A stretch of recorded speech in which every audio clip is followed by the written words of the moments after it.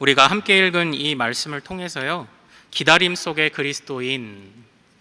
그리스도인이란 제목으로 은혜를 같이 나누도록 하겠습니다. 하나님께서 또 오늘 우리에게 항상 그렇듯이 변함없는 은혜 주실 줄로 믿습니다. 요즘 올림픽 한창 재밌게 보고 계시죠?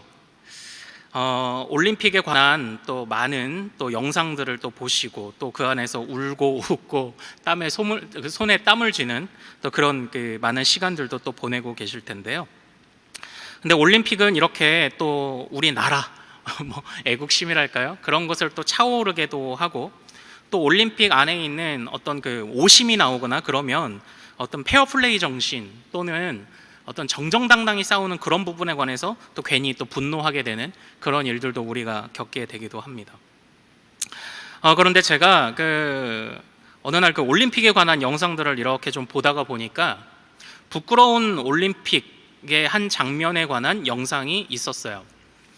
그것은 2012년도 런던 올림픽에서 있었던 얘기인데요. 바로 배드민턴 경기였습니다. 배드민턴 여자 복식에 관한 경기에서 있었던 일인데요. 2012년 이전에는 배드민턴 경기가 서로 만나면 그냥 토너먼트로, 그래서 싸워서 이긴 사람이 계속 올라가는 그런 구조였다고 합니다. 근데 물론 다른 경기들도 그렇게 되는 경우가 있지만, 그럼 경기가 너무 금방 끝나버리는 그런 부분이 있어서 조를 나누고, 월드컵처럼 조를 나누고 그 조에서 1, 2위가 올라가 다시 그들이 토너먼트를 치르는 그런 방식으로 이제 2012년부터 변경을 한 거예요. 그런데 이때에 중국과 한국 팀이 서로 경기를 벌일 때 아주 졸전을 벌였습니다. 바로 어떤 경기를 했기에 졸전이었냐? 서로 이기기 위해서 열심히 싸운 것이 아니라 지기 위한 경기를 했어요. 왜냐하면 이 경기에서 이겨버리면 중국은 자기네 편과, 그러니까 A조에 있는 중국과 C조에 있는 중국 선수가 맞붙게 되는 거예요. 그러니까 이 중국은 어떻게 해서든지 조 1위가 아니라 조 2위를 해야 되는 그런 상황인 거죠. 근데 또 한국 입장에서는 조 1위를 하면 그 당시 세계 랭킹 1위였던 또 중국의 팀을 만나게 되니까 한국도 부담이 있는 겁니다. 중국 팀은 또 다른 조에 있는 자기네 같은 편을 만나게 돼서 부담이 있고, 한국은 또 세계 1위 팀을 만나게 돼서 부담이 있고, 그래서 서로 지기 위한 졸전을 벌였어요. 일부러 쳐서 못 넘기기도 하고, 일부러 칠 수 있는 것을 안 치기도 하고, 심판에 수많은 경고가 있었지만 그들은 끝까지 졸전을 벌였습니다. 그러다 도저히 안 되겠는지 결국 한국이 승리를 하게 되었어요. 그런데 이러한 졸전이 한 번으로 끝날 줄 알았는데, 그 다음에 또 C조에서 한국과 인도네시아가 또 시합을 할 때에 이런 사건이 또 일어나게 되었습니다. 바로 또한 강팀과 맞붙는 것을 부담을 느낀 한국과 인도네시아가, 한국의 또 다른 팀이에요. 그러니까 총 4개 팀이죠. 중국 한 팀, 인도네시아 한 팀, 한국 2팀. 이런 팀들이 또 다시 지기 위한 경기를 벌였습니다. 그래서 어떻게 1, 2위를 만들고 서로가 나름 원하는 대진표를 만들어서 이제 토너먼트를 앞두고 있었던 거예요. 그런데 그때 올림픽 위원회에서 이 사건을 두고서는 여러 토론을 거친 끝에 이렇게 발표하기 시작했습니다. 우리는 그렇게 지기 위해서 경기를 했던 그 4팀 모두를 실격시키기로 결정을 하였습니다. 왜냐하면 그들은 올림픽의 정신을 훼손했기 때문입니다. 이렇게 얘기를 한 것입니다. 아무리 금메달이 좋아도, 아무리 메달을 따야 하는 것이 그들의 목표이기는 하지만 페어플레이 그리고 최선을 다해야 하는 올림픽의 정신을 훼손했기 때문에 그들은 실격이다. 그래서 이 2개 조의 1, 2위 팀이, A와 C조의 1, 2위 팀이 실격되고 3, 4위 팀이 올라가는 그런 아주 웃지 못할 그런 해프닝이 2012년 런던 올림픽에 있었다라고 합니다. 올림픽의 정신을 훼손했다. 저는 그 말이 좀 기억에 남더라고요. 올림픽의 정신을 훼손했다. 저는 오늘 우리 사랑하는 성도님들과 같이 나누고 싶은 이 말씀에서요, 올림픽의 정신을 훼손한 자가 올림픽에서 실격되는 것이 당연하듯이, 우리 그리스도인들이 살아가면서 절대 포기해서는 안 되는 그리스도인만의 정신이 있음을 오늘 여러분들과 같이 좀 나누고자 합니다. 우리가 잊지 말아야 하는 정신이 있습니다. 우리가 절대 훼손시켜서는 안 되는 그리스도인들만의 붙잡아야 하는 것이 있다는 것을 오늘 말씀을 통해서 좀 같이 나누고 싶습니다. 사실 오늘 우리가 읽은 말씀의 배경에서 이 시인, 이 시를 지은, 제가 시인이라고 통칭을 하겠습니다. 이 시인의 상황은 사실 그렇게 좋은 상황은 아닌 것으로 보입니다. 우리 82절 말씀 한번 좀 같이 읽어볼까요? 네, 화면을 참고해서 82절 읽겠습니다. 시작. 나의 말이 주께서 언제나 나를 안위하실까 하면서 내 눈이 주의 말씀을 바라기에 피곤하니이다. 이렇게 돼 있죠. 여기서 지금 시인이 하나님 앞에 무엇을 토로하고 있습니까? 주께서 언제나 나를 안위하실까? 안위하시다. 요 안위라는 것은 제가 이 사용된 단어의 용례를 찾아보니까 이전에 창세기 5장에 보면 노아를 통해서 우리 아들이 이 세대를 안위할 것이다 라고 했던 그런 간구에서 이 안위가 나오고요. 그리고 어머니 사라를 장례한 이후에 리브가를 통해서 그 이삭이 리브가를 아내로 맞이함에 따라 마음의 위로를 얻었다라고 할 때 사용된 것이 이 안위라는 단어와 같은 단어더라고요. 그러니까 지금 이 시인의 상황이 무엇입니까? 주께서 언제나 나를 위로하실까를 지금 기다리고 있는 그런 상황이다라는 것입니다. 그런데 이 상황 앞에 주께서 언제나 나를 안위하실까 이렇게 되어 있잖아요. 그러니까 지금 이 시인이 하나님의 위로를 기다리는데 그 기다림이 너무 오래되었던 것 같습니다. 그래서 지금 이 시인의 인내심이 지금 바닥나 버린 그런 상황으로 그렇게 보입니다. 특별히 이 우리가 읽진 않았지만 81절, 82절에 내가 주의 구원을 사모합니다. 그래서 주의 말씀을 바랍니다. 주의 안위를 기다립니다. 그래서 주의 말씀을 바랍니다. 라고 할 때 이 말씀이라는 단어, 말씀이라고 사용된 이 단어가 지난 시간에 제가 잠깐 말씀드렸던 것처럼 다바르라는 단어, 말씀하시는 하나님, 찾아와 말씀하시는 하나님, 이런 그런 의미를 담고 있다고 말씀을 드렸잖아요. 81절에는 다바르, 그리고 또 82절에는 이무라라고 해서 의미는 동일합니다. 찾아와 말씀하시는 하나님을 간절히 구했습니다, 시인이. 그런데 주님이 위로를 주시지 않는, 즉 기다렸는데 그 끝이 보이지 않아서 지금 갈등하는, 지금 시인의 상황은 바로 그러한 상황으로 지금 우리가 이 부분을 해석할 수 있습니다. 그런데 그 감정이 얼마나 쓰디쓰고 얼마나 속상하고 얼마나 힘들었냐면 그 감정을 이렇게 비유하여 시인은 표현합니다. 우리 83절 한번 같이 읽어볼까요? 자, 시작. 내가 연기 속의 가죽 부대 같이 되었으나 주의 율례들을 잊지 아니하나이다. 이렇게 되어 있어요. 여기서 좀 특이한 표현이 하나 등장하죠. 연기 속의 가죽 부대. 이것을 찾아보니까 그 이전엔 그 왜 가죽 부대에 이제 포도주를 담아서 이렇게 새술은 새 부대 이런 표현들이 있잖아요. 그런데 이 오래된 가죽 부대가 그 새로운 포도주를 넣으면 그 포도주가 발효되는 과정에서 점점 부풀어 오르면서 그것을 견디지 못하고 그냥 터져버리는, 이제 이런 상황들을 우리는 잘 알고 있지 않습니까? 그 터져버리는 이유가 뭐냐면 이 가죽 부대가 오래되면 딱딱하게 경화가 되는 거예요. 딱딱하게 이제 굳어지는 겁니다.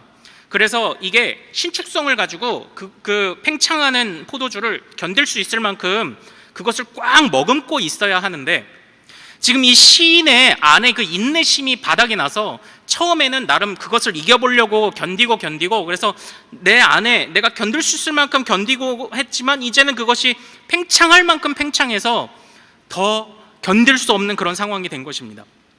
그래서 이 오래된 가죽 부대 안에서는 그 안에 또 포도주가 또 발효가 되는 과정에서 부식이 되고, 그래서 어떤 하얀색 가루가 흩날리고, 그리고 마치 그것을 연기가 난다라고 이제 표현을 했다고 그래요. 그래서 결국 터져버린다라고 이제 말을 하는 거죠. 그러니까 딱딱하게 된 가죽 부대가 사가버리는 과정입니다. 그래서 연기가 나는 것처럼 가루가 날리는 그런 것을 이제 묘사하고 있는 것입니다. 그러니까 지금 그 시인이 하나님의 응답을 기다리고 하나님의 위로를 기다리지만 그 위로와 그 응답이 오지 않고 그 기다림이 끝이 보이지 않는 것처럼 이어져서 자신이 지금 어떻게 되었다고 합니까? 내가 오래된 가죽 부대와 같이 주여 내 영혼이 말랐습니다라고 말을 하고 있는 거예요. 주여 내 영혼이 말랐습니다. 사실 우리 성도님들과 이렇게 말씀을 나누면서 바로 이렇게 오랜 기다림으로 인해서 그 메마른 감정들을 토로하시는 그런 성도님들을 만날 때가 사실 종종 있습니다. 뭐 이런 적이 있었는데요. 사실 성경에 있는 모든 본문이 참 설교하기 참 쉽지가 않습니다. 그런데 특히 제가 좀 어려워하는 본문 중에 하나가 뭐냐면, 어떤 성경에는 기적이 나오는 그런 본문들에 대해서는 전 참 설교하기가 좀 어렵다는 생각을 해보게 됩니다. 물론 그것에 관해서 제가 배워왔던 그 나름대로 정리되었던 그런 신학적인 입장들이 다 있습니다. 이때는 아직 계시가 완성되지 않았기 때문에 하나님이 긴급하게 역사하십니다. 성령께서는 기적으로 놀랍게도 즉시도 역사하시지만 하나님은 성령께서는 우리로 하여금 오래 인내하심으로 우리를 변화시켜 나가시기도 합니다. 그래서 나름 그 신학적으로 그런 답변들을 막 드리기도 해요. 우리 안에 부활 생명이 있지 않습니까? 우린 부활 생명에 참여한 자니까 더 큰 은혜를 입은 자입니다. 그러니까 이런 기적 같은 것들은 작은 것입니다. 이렇게 얘기를 하고 설명을 합니다. 그러나 그럼에도 불구하고 오랫동안 기도했지만 고쳐지지 않는 내 아들, 내 딸, 오랫동안 일어나지 못하는 내 남편, 내 아내, 내 부모님, 오랫동안 고민하고 기도했지만 해결되지 않는 수많은 기도 제목들을 가지고 한숨을 내쉬며 토로하시는 성도님들을 보게 되면,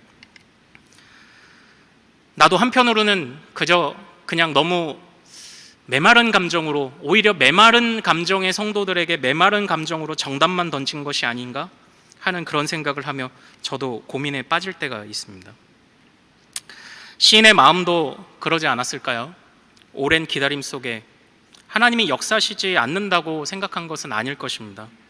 그러나 이제는 팽창할 만큼 팽창해 그 인내심이 바닥난 것입니다. 메말라 버린 것입니다. 그런데 이것은 어느 특정한 사람들만의 그런 일은 아닌 것 같습니다. 제가 오늘 설교의 제목으로 삼은 것처럼 그리스도인은 누구나 바로 이런 기다림을 겪기 마련입니다. 어느 누구라도 이런 기다림을 피할 수가 없습니다. 어떠한 일이라도 이런 기다림의 때를 항상 겪게 되는 것 같습니다. 특별히 오늘 그 시인은 자기 인내심이 왜 바닥나게 되었는지를, 그 상황을 조금 더 설명합니다. 우리 85절 말씀 한번 좀 같이 읽어볼까요? 자, 읽겠습니다. 시작. 주의 법을 따르지 아니하는 교만한 자들이 나를 해하려고 웅덩이를 팠나이다, 이렇게 되어 있죠. 여기서 교만한 자들이 나를 해하려고 웅덩이를 파고 있다, 이렇게 이야기를 하고 있어요. 또 읽진 않았지만 84절에 보면은 나를 핍박하는 자들에 관한 그런 언급이 있습니다. 나를 핍박하는 자가 있고, 또한 교만한 자들이 나를 해하려고 웅덩이를 팠다, 이렇게 고백을 하고 있잖아요. 그로 인해서 나의 인내심이 더 바닥이 났다고 이야기를 합니다. 그런데 한번 여기 보십시오. 여기 85절에서 교만한 자들을 어떻게 묘사하고 있는지 보십시오. 주의 법을 따르지 아니하는 자가 교만한 자라고 이야기를 합니다. 여기서 주의 법이라고 되어 있는 것은 그 토라라는 그 히브리어 단어예요. 이것은 마치 지난 시간에 말씀드린 것처럼 아버지가 자녀에게 주는 가르침, 그것을 의미한다고 말씀을 드렸잖아요. 그러니까 교만한 자들은 어떤 자들이냐면 하나님을 아버지로 여기지 않는 겁니다. 하나님을 자신을 돌보실 분으로, 자신을 낮게 하신 분으로 여기지 않는 겁니다. 그렇기 때문에 그에게 스스로가 기준이 되어 자연스럽게 그들이 교만할 수밖에 없게 되는 것입니다.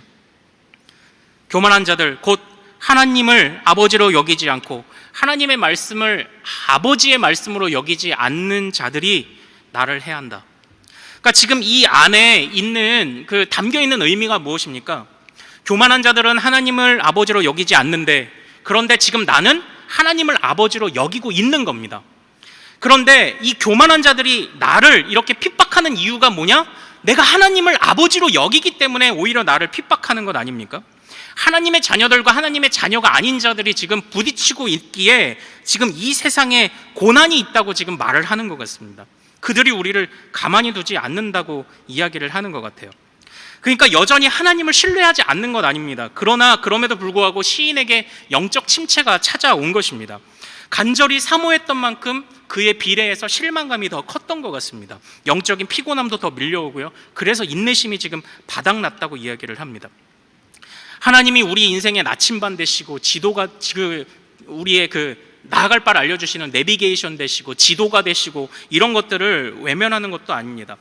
때때로 고난의 때도 지나고 그 안에서 우리가 애써 간증을 하기도 했지만 그 모든 것들이 오히려 우리의 마음을 더 힘들게 만들고 있다라고 지금 시인이 고백을 하고 있는 것입니다. 그런데 또 이럴 때가 되면은 더 힘들어지는 게 그런 것 아닌가요? 내가 하나님의 사람인데 내가 마음을 잡았다가도 또 놓쳐버리고 그 안에서 느끼는 혹시 무력감들이 또 있지 않습니까? 그래서 시인의 마음이 고통스럽습니다. 오늘날 많은 기다림들을 가지고 응답하지 않으시는 것처럼 보이는 그 하나님의 그 뜻에 대해서 정말 애타는 마음을 가지고 계신 그런 성도님들을 보면 뜻하지 않은 사고로 내 자녀, 내 남편, 내 가족들이 병을 얻고 일어나지 못하고 이런 일들을 보면 누군가 원수가 와서 내 가족들을 걸고 넘어져서 이런 일이 발생한 것은 꼭 그런 건 아닐 거예요.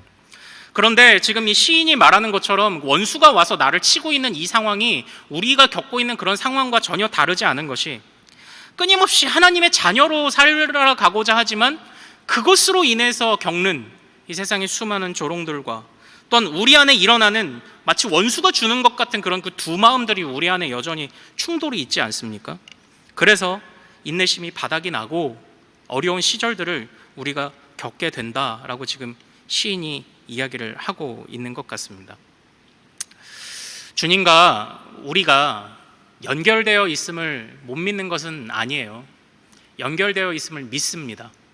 그러나 안타까운 사실은 그 연결된 것이 이제 너무나도 가늘고 간당간당해서 끊어질락 말락하는 것처럼 느껴져서 그래서 더 힘든 마음들을 그렇게 느끼고 있지 않나 그런 생각을 해보게 됩니다.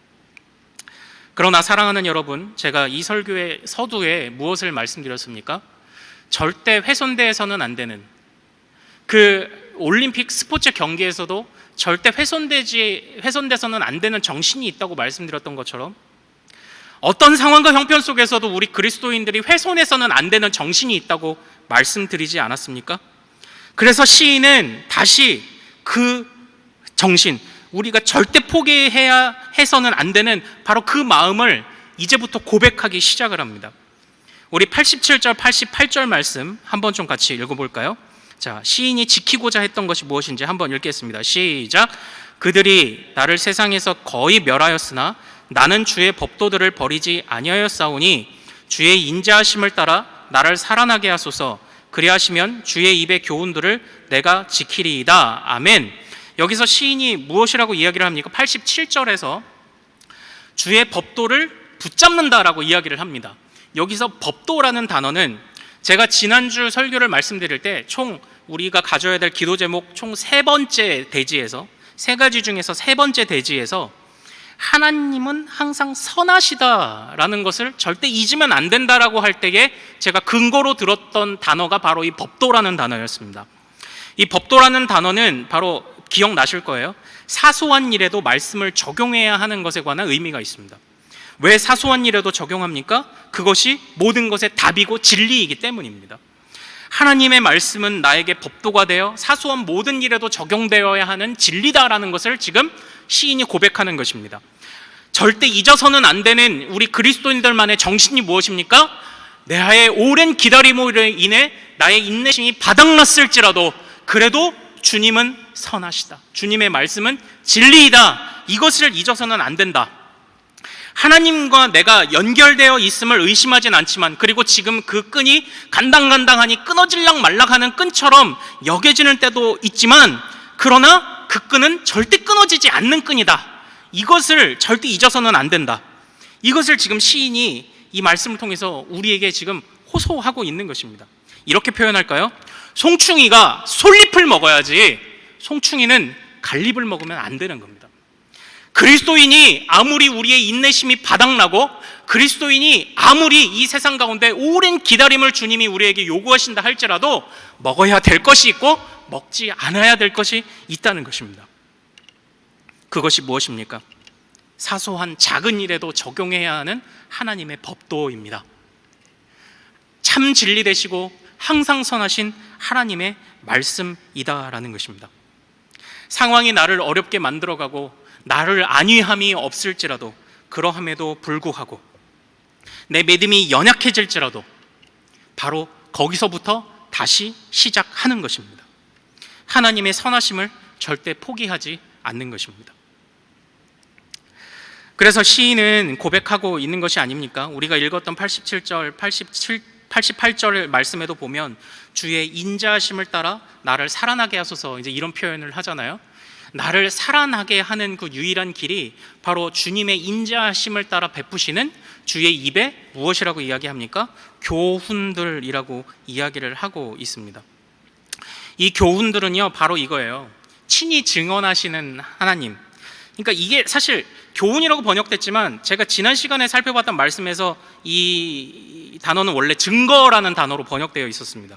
히브리어로 에두트라는 단어인데요, 에두트는 제가 그 모세가 받은 증거판 할 때 사용됐던 단어라고 말씀드렸습니다. 즉 하나님이 친히 증언하신다, 바로 이것이에요. 하나님이 친히 증언하신다. 그러니까 그 시인은 고백하는 것입니다. 내 인내심이 바닥난 상황에 내가 팽창돼서 터질 것 같은 지경이라도 내가 절대 그리스도인의 정신을 훼손하지 않겠습니다. 하나님은 분명히 스스로 증언하시는 하나님이며 하나님은 사소한 것에까지 진리로 바꾸시는, 진리로 그것을 행하여 나가기를 원하시는 하나님이십니다. 바로 이 사상을, 이 생각을 절대 잊어서는 안 된다라고 이야기를 하는 겁니다. 마치 시인의 이런 결단, 그 끊어질락 말락한 그런 끈이지만 거기서부터 다시 출발하고자 하는 그런 그 시인의 결단은 어떤 걸 연상을 하냐면, 그 이전에 그런 동화 기억나십니까? 그 어느 언덕이 있었는데 이 언덕에는 전설이 내려오고 있었어요. 이 언덕에서 넘어지면 1년밖에 못 산다라는 그런 전설이 내려오는 그런 언덕이 있었습니다. 근데 어느 날 그 동네에 사는 그 흔히 등장하는 등장인물 아시죠? 김첨지가 어느 날 이 언덕을 가다가 넘어진 거예요. 그때부터 이제 어떻게 해야 됩니까? 김첨지는 알아놓기 시작을 합니다. 머리에 흰 띠를 두고 알아놓기 시작을 합니다. 그리고 이제는 내가 1년밖에 못 사는구나 이렇게 생각을 하는데, 그런데 그 마을에 가장 지혜로운, 이제 꼭 지혜로운 자가 한 명씩 이렇게 꼭 등장하잖아요. 지혜로운 돌쇠가 김첨지를 어느 날 병문안으로 와서 찾아왔다가 이야기를 듣고 저 고개에서 1년 고개에 넘어져서 이제 1년밖에 못 산다고 마음이 많이 상해 있는 김첨지의 이야기를 곰곰이 듣더니 이렇게 이야기를 하지 않습니까? 한 번 넘어져서 1년밖에 못 살면 두 번 넘어지면 2년을 살고, 세 번 넘어지면 3년을 살고, 4번, 5번, 6번을 넘어지면 4년, 5년, 6년 사는 거 아닌가요? 그랬더니 갑자기 김첨지가 언제 알았냐는 듯이 머리에 띠를 풀고 막 그 언덕으로 달려가 어떻게 합니까? 이제 계속 굴르는 겁니다. 10번을 구르면 10년을 살고 20번을 구르면 20년을 사는 겁니다. 그 이야기 기억나시죠? 시인의 마음이 그런 마음이 아닐까라는 그런 생각을 해봤습니다. 가느다란 줄만 남은 줄 알았어요. 그런데 거기서부터 시작하는 겁니다. 하나님의 말씀을 내가 가느다란 줄로 여겼다면 내가 거기에 또 하나의 하나님의 말씀을 더해 그것이 2겹줄이 되고, 거기에 내가 또 하나님의 말씀을 또 더해서 그것이 3겹줄이 되고, 4겹줄, 5겹줄, 6겹줄이 되어서 절대 끊어지지 않는 진리의 끈이 돼요. 결국 그렇게 그 말씀의 끈들을 쌓고 난 이후에 어떤 감정들을 느끼냐? 뒤돌아보면 느끼는 거예요. 이것이 끊어질락 말락한 그런 끈인 줄 알았는데, 그것은 나에게 사슬이었구나. 이것을 깨닫는 겁니다. 바로 그 끊어질락 말락한 그 순간부터 다시 허리를 동이고, 하나님의 말씀은 진리야, 하나님은 항상 말씀하시는 분이야, 스스로 증언하시는 분이야 라는 그 진리를 붙잡고 나아가기로 결단한 순간, 그 끈이 끊어질락 말락한 끈이 아니라 사슬이었음을 깨닫게 된다라는 것입니다. 그래서 시편 오늘 우리가 읽은 그 119편의 89절하고 90절에서 시인은 이렇게 고백을 하게 됩니다. 우리 89절 90절 같이 읽어보겠습니다. 시작. 여호와여, 주의 말씀은 영원히 하늘에 굳게 섰사오며 주의 성실하심은 대대에 이르나이다. 주께서 땅을 세우셨으므로 땅이 항상 있사오니 아멘 이렇게 돼 있죠. 저는 이 본문을 묵상을 하면서 제가 이전에 이제 설교를 했던 시편 121편의 말씀이 생각이 났습니다. 그 시편 121편의 말씀이 무엇이었는지요? 내가 산을 향하여 눈을 들리라 나의 도움이 어디서 올까? 나의 도움은 천지를 지으신 여호와에게서로다. 바로 이것 아닙니까? 이 시편 121편에서도 시인은 어려운 상황 속에서 고뇌하고 있습니다. 그러나 어느 날 그저 눈을 들어 그래도 내가 저 하늘 봐야지 하면서 한번 눈을 들었을 때 저 멀리서 요동치 않고 과거에서부터 현재까지 그대로 그 자리에 서 있었던 산을 발견하게 됩니다. 그리고 그 산을 보면서 이 시인이 깨닫게 됩니다. 저 흔들리지 않고 요동하지 않는 저 산, 저거 우리 주님이 만드셨는데, 이것을 시인이 깨닫게 되었습니다. 오늘 우리가 읽었던 이 말씀에서도 이 시편 119편의 시인이 그것을 동일하게 느꼈던 것 같습니다. 90절에 보면 주의 성실하심은 대대에 이르나이다. 주께서 땅을 세우셨으므로 땅이 항상 있사오니, 바로 그것을 느끼게 되는 거예요. 주님이 명령하신 땅이 있구나, 주님이 명령하셨으니 있구나, 이걸 다시 한번 느끼게 된 것입니다. 거기서 이제 시인은 바로 하나님이 명령하신 것은 영원히 있다라는 것을 깨닫게 됩니다. 그래서 92절에 이렇게 고백합니다. 우리 92절에 같이 한번 이렇게 읽어볼까요? 자, 시작. 주의 법이 나의 즐거움이 되지 아니하였다면 내가 내 고난 중에서 멸망하였으리라, 이렇게 되어 있어요. 여기서 주의 법, 다시 법이라고 했어요. 주님이 나에게 주셨던 아버지의 토라, 아버지의 가르침이 나의 즐거움이 되었다. 그러니까 제가 설명을 잘 드려볼게요. 그러니까 89절, 90절에서 시인이 깨달은 게 무엇이냐면, 그냥 멍하니 먼 산 한번 바라보고 멍하니 저 끝도 없이 펼쳐진 지평선을 바라봤는데 그때 깨닫게 된 거죠.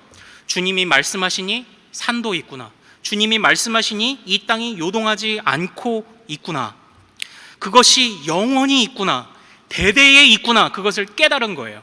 그런데 그때의 시인이 이제 92절에서 어떤 감정이 나오냐면, 하물며 땅도 산도 영원히 있게 하시는데 손수 빚어 만드신 나를 주님이 어찌 포기하시겠는가를 주님이, 그 시인이 그것을 깨닫게 된 것입니다.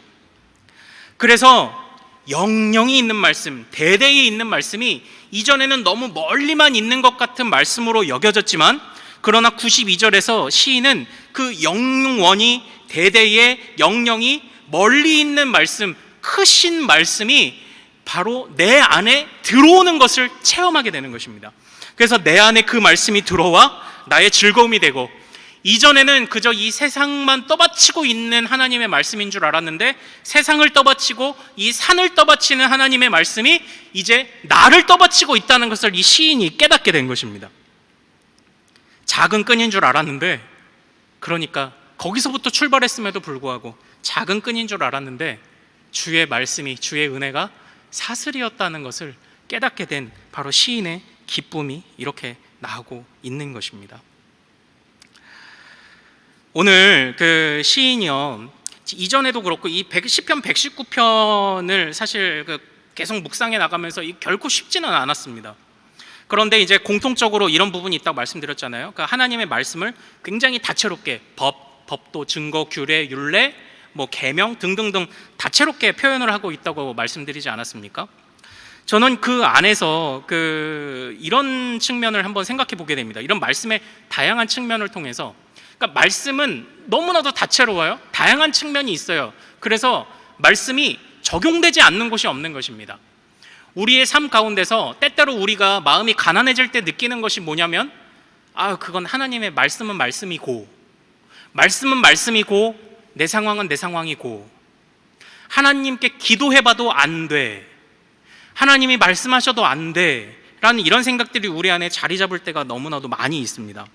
그러나 이 시인이 표현하는 것은 무엇입니까? 물론 저는 이 시인이 이 모든 것을 깨닫고 난 뒤에 지은 시라고 저는 추측을 하고 있습니다. 그렇기 때문에 그 과거에 느꼈던 감정도 토로하고 어떻게 극복되어 나갔는지의 감정도 이 안에 다 담았다고 저는 생각을 하고 있습니다. 그런데 그때에 하나님의 말씀을 말씀, 법도, 규례, 율례, 계명 등등등 다채롭게 표현을 하면서 마치 빠져나갈 구멍이 없는, 하나님의 말씀에 적용되지 않고 하나님의 말씀이 고치지 못하는 것이 없음을 바로 묘사하고 싶었던 것이 아닌가, 바로 그것을 저는 이 시 안에서 시인이 드러내고자 했다고 저는 그렇게 믿고 있습니다. 그러므로 그 속에서 시인이 우리가 81절에 보면 이렇게 표현을 하고 있어요. 81절에서 보면 시인이 구원을 사모합니다라고 말하면서 또 무엇을 이야기하냐면 말씀을 바라나이다 이렇게 표현을 합니다. 한번 보십시오. 구원을 사모하는데 시인이 간구하는 것이 무엇입니까? 말씀을 바라는 것이었습니다. 즉 이 시인에게 있어서 구원과 말씀은 같은 것이었습니다.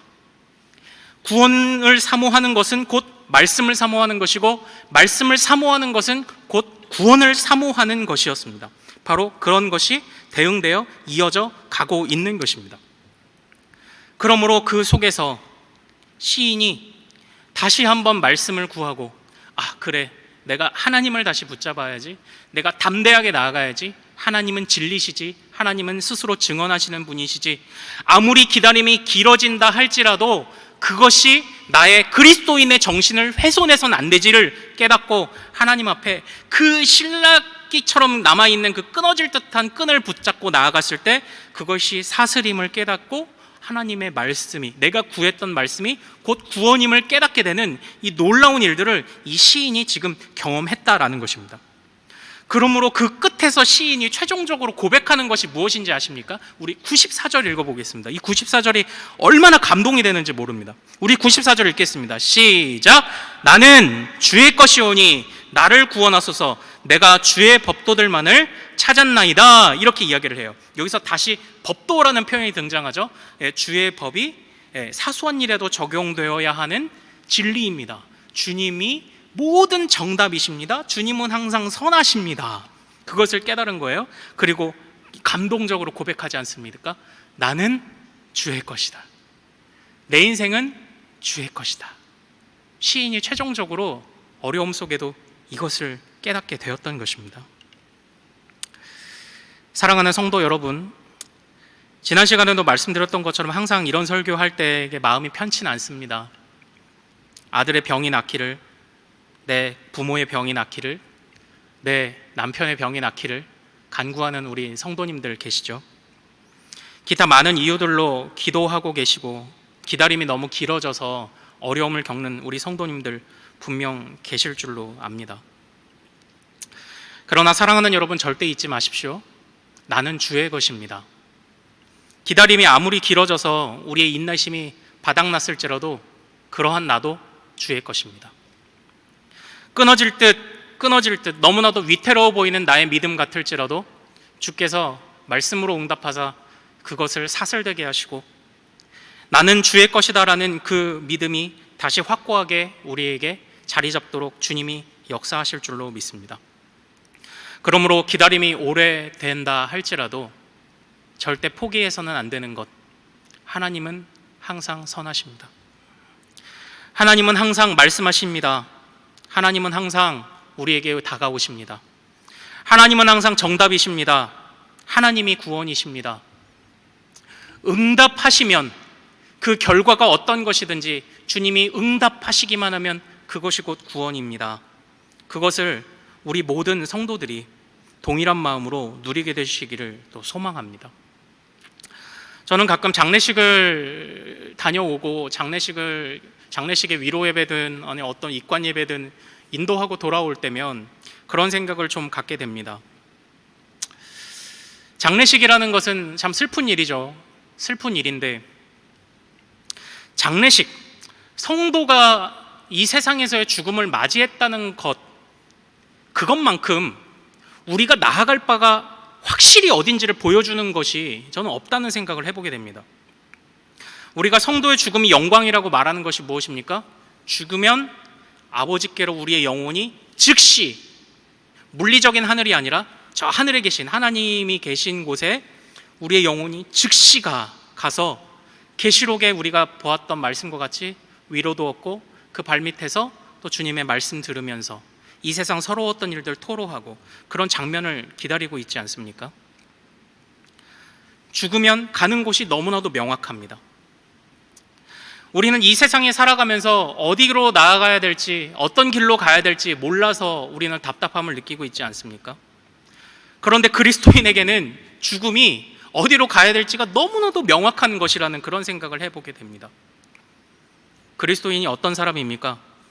바로 이 세상 사람들이 두려워 떠는, 마치 이 세상 살아갈 때는 내가 어디로 가야 될지, 어떤 길로 가야 될지 다 아는 것처럼 살다가 죽음을 앞두고서는 내가 어디로 가는지 몰라서 두려워하는 세상과 같지 않게, 우리는 비록 이 세상 가운데서 어디로 가는지 때때로 길을 찾지 못하는 것처럼, 하나님 기다림이 너무 오래돼서 주님이 우리를 버려두시는 것처럼 느낄 때가 있지만, 그러나 그리스도인에게는 죽음조차도 가는 곳이 너무나도 명확하여서 그것이 영광이라고 말하는 것이 그리스도인의 그런 모습이 아닙니까? 사랑하는 여러분, 죽음도 가는 곳이 명확하기에 죽음도 영광이고 기쁨이라고 말하는 것이 그리스도인의 정신입니다. 바로 그 정신으로 우리가 이 세상을 살아가야 하지 않겠습니까? 바로 그 정신으로 절대 주님을 포기하지 않아야 되지 않겠습니까? 기다림 속에 살아가는 그리스도인이라 할지라도 지난 시간의 말씀을 잠깐 복습하자면, 하나님을 기대하고 이 세상에서 우리가 하는 수고가 헛수고가 되지 않도록, 세상은 우리에게 시련을 주나 오히려 우리는 그 에너지를 가지고 말씀이 우리의 마음을 찌르는 말씀의 시련 속으로 뛰어들어가서 끊임없이 말씀이 사슬되어 우리를 붙잡아 주시기를, 끊임없이 말씀이 우리가 나아가는 길을 알려주시기를, 말씀이 2겹줄이 되고 3겹줄이 되고 4겹줄이 되어서 우리를 사슬되어 메어주시기를, 하나님의 말씀이 참된 진리요, 더 이상 나는 타협해서는 안 된다라고, 송충이가 솔잎을 먹어야지 갈잎을 먹으면 안 된다라는 것을 바로 고백하는 데까지, 거기까지 나아가야 한다고 우리는 고백해야 하지 않겠습니까? 지난 시간과 오늘 함께 말씀드렸던 이 말씀들을 꼭 기억하시기를 소망합니다. 담대함을 가지십시오. 절대 훼손해서는 안 되고 포기해서도 안 되는 그리스도인의 정신이 있습니다. 하나님께서 정답이십니다. 이제 마지막 이야기만 하나 말씀을 드리고 마치도록 하겠습니다. 네. 이전에 새벽에 한번 말씀드린 적이 있는 것 같아요. 이전에 제가 청년으로 섬기던 교회에 한 장로님이 계셨습니다. 그런데 그 장로님 댁에 이제 친한 형이 또 이제 그 집 아들이라 자주 놀러 가는데, 그 집에 가면은 이렇게 가훈이 이렇게 걸려 있어요. 가훈. 요즘에 집들에 가훈들 걸어 놓으시나요? 잘 안 하시죠?